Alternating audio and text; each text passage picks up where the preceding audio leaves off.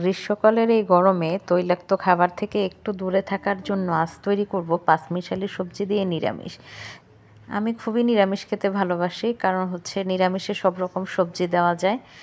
আর personally আমি ডালটা পছন্দ করি, তাই আজকে ডালের সঙ্গে 5 রকমের সবজি কেটে নিয়েছি সুন্দর করে, সব কিছু দিয়ে সামান্য একটু লবণ, হালকা একটু হলুদের গুঁড়ো এবং পেঁয়াজ কাঁচামরিচ তো থাকবেই, এটার সঙ্গে আদা বাটা, রসুন বাটা এগুলোও লাগবে। তাই সব কিছু আমি একটু একটু করে পরিমাণ মতো দিয়ে দিলাম।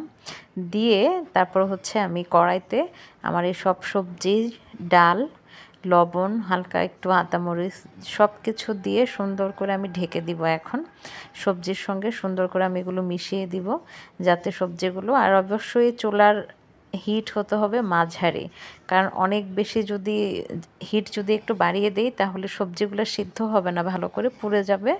আবার যদি একেবারেই কমিয়ে দেই সেই ক্ষেত্রে তরকারিটা খেতেও পানসে লাগবে। তো মোটামুটিভাবে যখন আমার একটু হালকা সিদ্ধ হয়ে আসছে তখন আমি কিছুটা পানি অ্যাড করে দিয়েছি। আজকে ঠান্ডা পানি দিয়েছিলাম, কারণ এটা আমি অনেকক্ষণ ভরে শুদ্ধ করব, এর জন্য হচ্ছে গরম পানিটা অ্যাড করিনি। মোটামুটিভাবে আমার ডাল, সবজি সব কিছুর জন্য পরিমাণ মতো একটা পানি আমি দিয়ে দিয়েছি। আমি পরে আর কোনো ঝোল অ্যাড করব না, এবার পানি দিয়ে আমি নেড়ে চেড়ে দিচ্ছি সবজিগুলো যাতে খুব ভালো করে সেদ্ধ হয়ে আসে। আপনারা যে যে সবজি খেতে পছন্দ করেন সেটা অ্যাড করে নেবেন। আমি মিষ্টি কুমড়া, বরবটি, তারপর মিষ্টি আলু, মিষ্টি, এগুলো সব কিছুই দিয়েছি, কারণ এই সবজিগুলো আমার পছন্দের। আর সবচেয়ে বড় কথা, এখন তো আসলে শীতকাল না, এই গ্রীষ্মকালীন সময়ে যেসব সবজিগুলো বাজারে পাওয়া যায় এইসব সবজি নিয়ে এসেছে। দেখুন কত চমৎকার করে আমার ডাল এবং সবজিগুলো আস্তে আস্তে করে সেদ্ধ হয়ে আসছে। এবার আসে এটাকে ফোড়ন দেওয়ার পালা। আসলে নিরামিষটা রান্না করলে সবসময় ফোড়ন না দিলে এটা আসল একটা টেস্ট আসে না, তাই আমি চুলাতে হচ্ছে আমি কড়াইটা আগে বসিয়ে দিয়েছি। কড়াইটা একটু তাপ হলে আমি এখানে কিছুটা তেল দিয়ে দিব এবং এটা বাগার দেওয়ার জন্য বা ফোড়ন দেওয়ার জন্য আমি পেঁয়াজ কেটে নিয়েছি, কিছুটা রসুন আমি থেতো করে নিয়েছি এবং অবশ্যই আমি পাঁচফোড়ন দিব, কারণ পাঁচফোড়ন দিয়ে নিরামিষ এটা একটা আলাদা একটা স্মেল বের হয়। এবং সাথে আমি দুটো শুকনো মরিচ অ্যাড দিয়ে দিব। তো কড়াই গরম, যখন তেলটা গরম হয়ে গেছে তখন আমি দুটো শুকনো মরিচ এখানে ছেড়ে দিয়েছি। কেউ যদি ঝাল খেতে পছন্দ করেন সে একটু বাড়িয়ে দিবেন, কিন্তু আসলে আমি এত বেশি ঝাল খাই না, নিরামিষটা সবসময় আমি হালকা খেতে পছন্দ করি, তাই সামান্য 2টা শুকনো মরিচ দিলাম সুন্দর একটা ফ্লেভার আসার জন্য। এটা ঝাল তেমন একটা বাড়াবে না। এবং এই 2টা শুকনো মরিচ যখন একটু ভাজা ভাজা হয়ে আসবে তখন আমি এখানে হচ্ছে কিছুটা তেজপাতা দিব। তেজপাতা একটা আলাদা স্মেল আসে, ভালো লাগে। পেঁয়াজ কুচিগুলো দিয়ে দিলাম, দিয়ে আমি নেড়ে চেড়ে দিচ্ছি যাতে পেঁয়াজটা যখন একটু ব্রাউনিশ হয়ে আসবে তখন দিব। পেঁয়াজটা একটু নেড়ে চেড়ে দিয়ে আমি যে রসুনগুলো আমি থেতো করে রেখেছিলাম সেই রসুনগুলো এখন আমি দিচ্ছি। রসুনটা আমি কেটে দেইনি, রসুনটাকে আমি একটু থেতো করে দিয়েছি যাতে রসুনের নির্যাসটা সুন্দর হয়ে বের হয় এবং গ্রানটা খুব সুন্দর আসে। এবার এগুলো সুন্দর করে আমি নেড়েচেড়ে একটু ব্রাউন কালার করার চেষ্টা করছি। এখানে আমি সামান্য একটু পাঁচফোড়ন অ্যাড করব। আর হচ্ছে আমার পাঁচফোড়নের সঙ্গে আমার জিরা গুঁড়া এবং হচ্ছে গরম মশলার কিছুটা গুঁড়াও সবসময় থাকে। এগুলো হালকা হালকা করে আমি সবই দিয়ে দিচ্ছি যাতে খুব চমৎকার একটা গ্রান আসে। নিরামিষে যদি গ্রানটা খুব ভালো আসে খেতে অসাধারণ লাগে।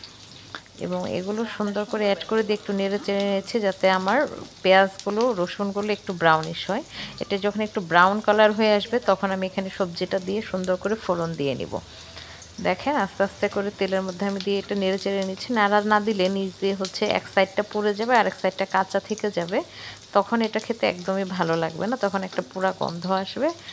দেখেন কিছুটা আস্তে আস্তে করে, তবে হ্যাঁ আমি কখনোই চুলার জাল হাই হিট করি না, চুলার জালটা সবসময় আমি মাঝারি কিংবা লো হিটে রাখি।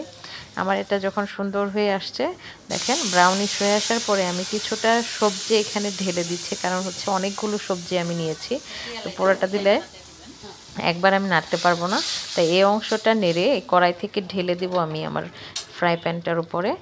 এখন এখানে সবগুলো সুন্দর করে আমি নেড়ে চেড়ে প্রত্যেকটা সবজির সাথে আমি ফোড়নগুলো মিলিয়ে নিচ্ছি। এত সুন্দর একটা স্মেল বের হয়েছে যে কি বলবো। এটা আপনারা এভাবে করে ট্রাই করবেন, এই রেসিপিটা ভালো লাগবে। অনেকেই আছে সবজি খেতে পছন্দ করে না, এভাবে করে সবজিটা রান্না করে দেখেন, এটা রুটি, সাদা ভাত সব কিছুর সঙ্গে খেতে ভীষণ মজা। আমার কিন্তু এটা মুড়ি দিয়ে খেতেও আমি ভীষণ ভালোবাসি। দেখুন আমার আজকের 5 মিশালি সবজি দিয়ে আমার নিরামিষটা কত সুন্দর করে প্রস্তুত হয়ে গেছে। এই নিরামিষটা খেতে অসাধারণ লাগবে। এটা দুপুরে ভাত দিয়ে খাওয়ার জন্য। এরপর যদি রাতে রুটি খাই তখন রুটি দিয়ে আমি এই নিরামিষটা খাবো। কারণ হচ্ছে যারা সবজি খেতে ভালোবাসে না তারা এইভাবে পাঁচফোড়ন দিয়ে সুন্দর করে সবজিটা রান্না করে দেখুন, সবাই হাতের আঙুল চেটেপুটে খাবে। এটা ভীষণ মজাদার একটা খাবার। আর হচ্ছে অবশ্যই গ্রীষ্মকালে তো তৈলাক্ত খাবারটা একটু অ্যাভয়েড করবেন। গরমের সময় সবজিটা আমাদের শরীরকে খুব ভালো রাখবে, সুস্থ রাখবে। সবাই ভালো থাকুন, শাকসবজি বেশি করে খান। আল্লাহ হাফেজ।